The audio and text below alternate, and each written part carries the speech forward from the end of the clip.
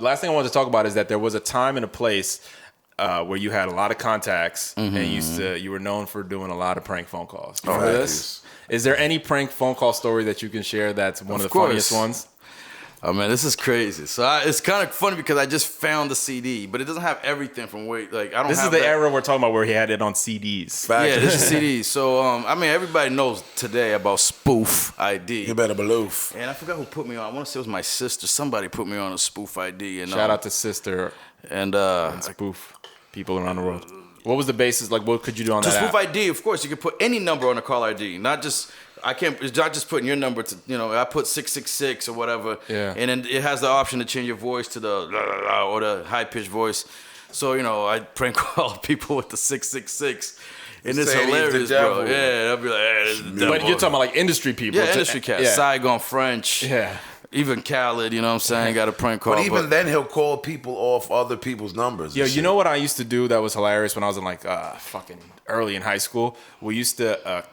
when three-way calling was around, we used to connect two people at the same time, so they kind of picked up around the same time. Yeah. So, and then you just listen to their conversation. No one knew who called who. When I first got spoofed, that's how I used to do. I used to call on two phones, connect them, and I used to call motherfuckers that I knew that had drama with each other, bro. Fact. Yo, this shit's hilarious. Yo, so, that shit was let's say fucking you beefing with somebody, and I know I'm cool with both of y'all mutual. I call homie with their number, and I call your number with his number. Right. And fucking your mom. So I don't know how they picked up, but yeah, they'll be picking up, and it'll just be me on the phone. Now, one of the funniest one was Zach. I did Zach. Wasn't he with me when we did Zach and some random chick? So Zach was at my crib. Yeah, so Zach was at my crib. I went through his phone. I just picked up a random girl's number out of it. You remember this shit? Yo, we call her with Zach's number, and she's like, "Hey, Zach." He's like, "Yo, call the police. I need help." I don't think anyone knows what you just said, Jay. What did you just say? Call the police. I need help. It was me telling like, "Yo, call the police. I need help. Call the police." And I'll just hang up. Yeah. And I'll call back. Please call the police. Please help me. Yeah, please help me. Yo, I kept calling her back like 3-4 times, and she was mad worried for Zach.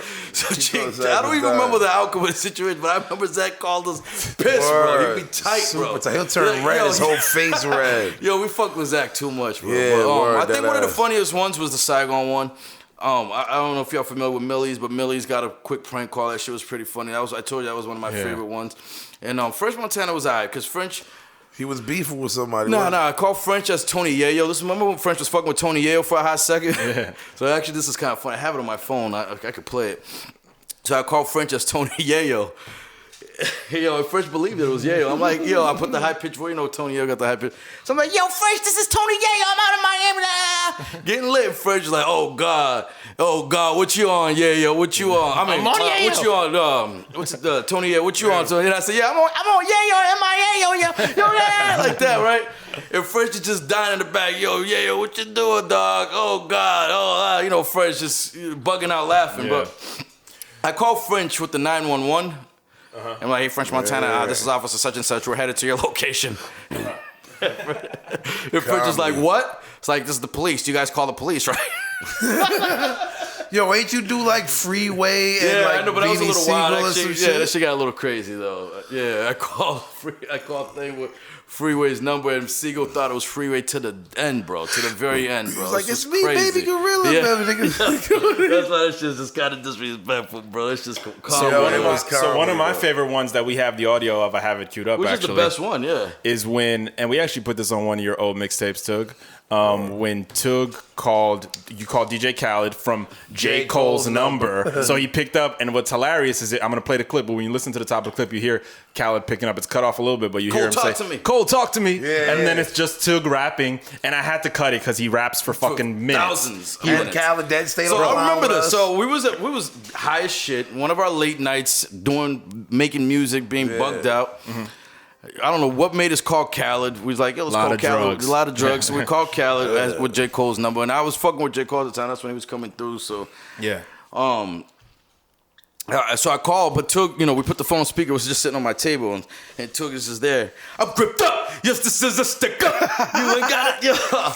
Bro, I'm Right thinking away. after the fifth bar, Cal's long gone. I'm not seeing the phone, so you know, I didn't know if he hung up or not. So, literally he rapped for like 7 minutes, bro. He rapped the whole song. Yeah. The whole fucking song. A really long verse. Like, He started with the hook, really long verse, went back to the hook, bro. Yeah. That's the Khaled crazy shit. He was like, When he finished rapping, on. Khaled was like, yo, send me that right now. I got the audio. audio. That shit was crazy. He sat there and listened to the whole shit. I got the audio. I'd love to play it for the audience. Let's man. do it. So I cut it. I couldn't let it rock for 7 minutes, but All you gotta do is buy Tug's mixtape. Yeah, there you go. well, I didn't put the whole thing on there either. We chopped it up. But here's the rapping part, and then I'm gonna show you the second part, which is Khaled's reaction to it. And I cut out the part where he gives his fucking phone number and email and all that shit. You can do that. I'm just ain't the same no more. J.Cole, talk to me. I'm gripped up. Yes, this is a stick up. You ain't gotta be trapping, but we something to get stuck. Dumb bitch up, no pick up. My girl cut like Nick Tuck. I'll play you a song with this heavy metal big drum. Look, I'm ready for duck. Jacket in my kicked up. Tell them labels I need a situation, no fist pump. Freshman class, I disrupt. Front row saying fist bump. A cactus like a kid, my nigga. Everybody get one. So, and then he keeps going. That was 27 seconds, but he keeps going. Yeah, I go and for then life. Khaled reacts to it, and then this is the end of the call. And also, Khaled, tell me what it don't do. I go by the name of Tug, nigga. Mr. Star in the Hood. I had to prank call you to get to you, nigga, but this is what it is, man. I'm the next nigga in New York. I'm the greatest, my nigga. High family, man. I'm here. Let's get it. Yo, that shit crazy, man. That shit crazy. I need to hear that shit.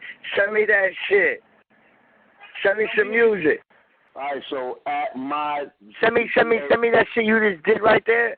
And send me some music. I want to hear it. And send me some pics, too. Send me some pics, too. What ass? Tell me what it is, bro. His name is Tug. Send me all that. And send me a picture of you. And also send me some shit. Let me hear it. I got you, my brother. Let's do it. 5 minutes. 5 minutes. Got you. Yeah, when I get to the hotel, I'm going to check it out. But definitely send that. Text me your number and then put your number on on the email you send with the music. I bet. I still talk to Khaled till today, but I never brought this up. It's sad. Well, what's fucked up and sad is that nothing really came of it. No, We what sent you him mean? all the shit. No, You guys no, called we- me immediately after and said, "Yo, Dan, put it together." No, what happened with that? Because Khaled kept it really real with you one time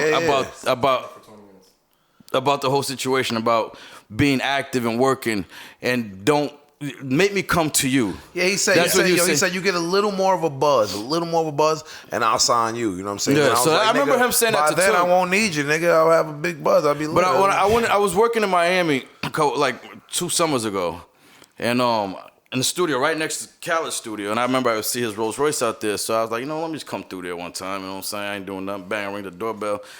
Who is it? J. Cardim for Khaled. Buzz me in, Khaled. Oh, Cardim, Beat Bully was there. You know Tone Beats? The Beat Bully, and I don't know if you... Anyways, he was there. They were working on the 2 albums ago that Khaled was working on. Mm-hmm. And Khaled had the same talk with me. He's like, where you at these days, Cardim? You in New York? I was in Miami. I was back in Boston already.